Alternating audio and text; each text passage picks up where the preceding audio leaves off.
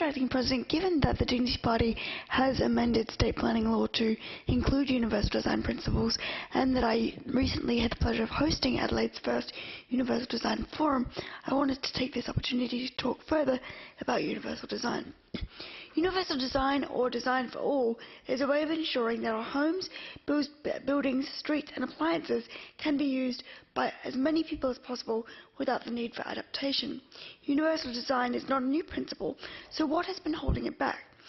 I think there are two widely held negative attitudes towards universal design. Firstly, the perceived financial burden of creating accessibility, and secondly, the idea that such design only benefits a few.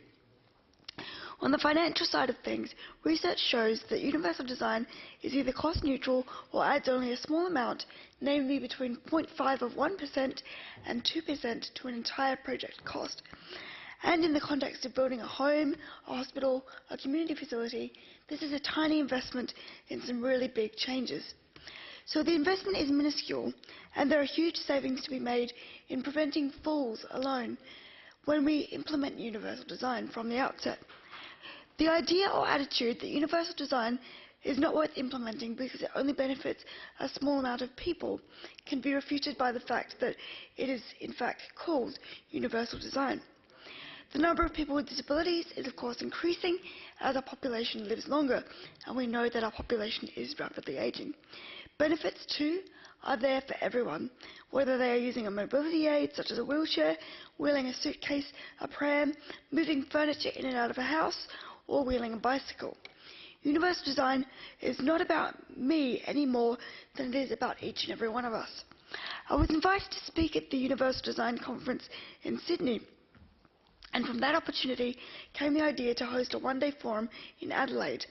The Universal Design Forum was held at the Convention Centre on October 26th of this year.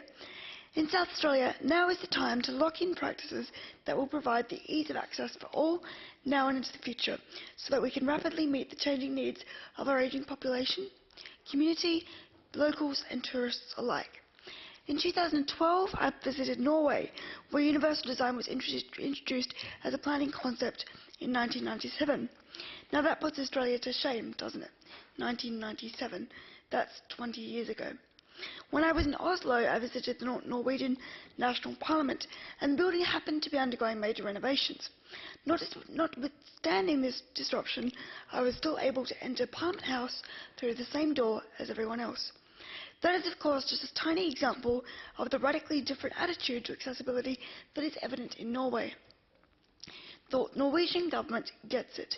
Universal design is an enforceable legal standard, and they have an action plan for Norway to be universally designed by 2025, and long may the South Australian Parliament follow that suit. I certainly don't believe the blockage to progress is the everyday person on the street. For some time I have spoken with groups and mentioned that just 4 features would bring every newly built home toward accessible design. I then go on to list a step-free entry, wider doorways, a bathroom and toilet on the ground floor, and reinforced bathroom walls. Every time I detail those 4 features, the response is the same. People agree that it is necessary, and they simply can't understand why something so important is not necessarily happening automatically. Again, to future-proof our community, we need to make it happen.